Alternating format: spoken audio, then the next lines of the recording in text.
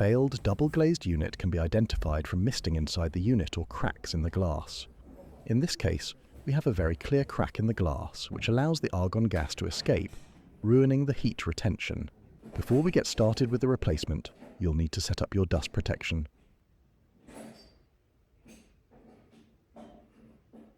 Now you'll need to free the glazing bars from the glass. If you're lucky and the bars are in fairly good condition, you can leave them in place on one side. Use a scraper or some other thin tool to prise the glass unit out of the window.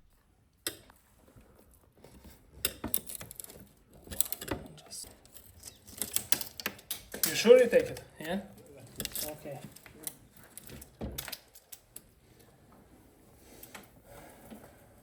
The glazing bars will have plenty of debris from old silicone and double-sided tape residue. This will all need to be removed.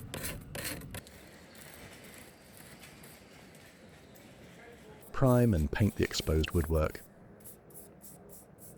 Place the glass unit back into the window. You'll need to use plastic packers to ensure it fits snugly.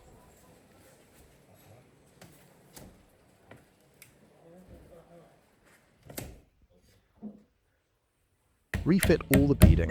This will take several nails in each bead. We've just filmed the one for the sake of the video, but we're sure you get the idea.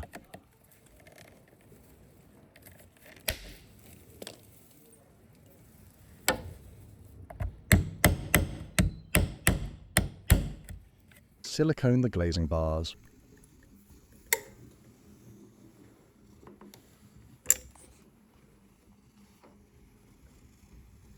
Refit any glazing bars you needed to remove earlier and apply a silicone seal.